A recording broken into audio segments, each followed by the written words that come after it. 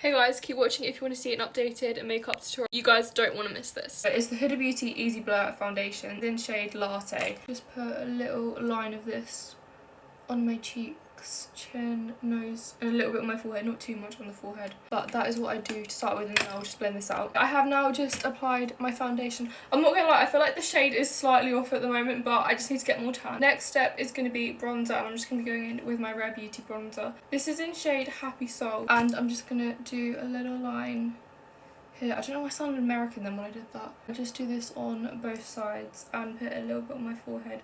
I don't like to go too much with bronzer now because as much as I love bronzer, I don't like to look orange. I don't want to look too muddy. Sort of like a bronzer contour vibe, but that's what I do, and then I blend this out too. Also, the brush I use to blend this out is the Real Techniques 200 brush, and also when I do blend, I like to blend upwards. As you can see, I've literally just blended out all my bronzer now.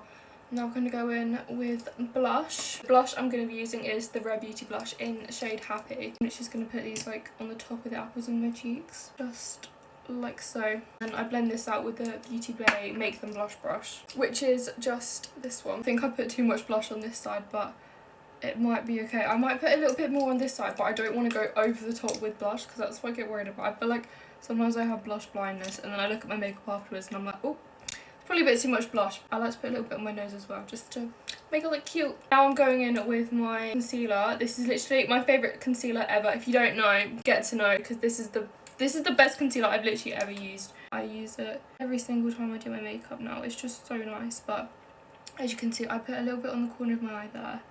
I feel like I really like bright under eyes. Honestly, they're not for everyone. They're not for everyone. But I love the look of brightening the under eyes. And especially I like to do a little dot here as well. Obviously if you've done eye makeup, make sure not to get the dot on top of the eye makeup. But these are the places I like to put my concealer, and then I go and blend this out. I honestly don't also know if this is the right thing to do, but I just go in with this tiny little brush here. This is the Revolution Deluxe Crease Brush. It probably is not meant for your face. I use it to blend out my concealer, but I find that it really helps just to melt all the products and actually like pat it into the skin, which is what I like.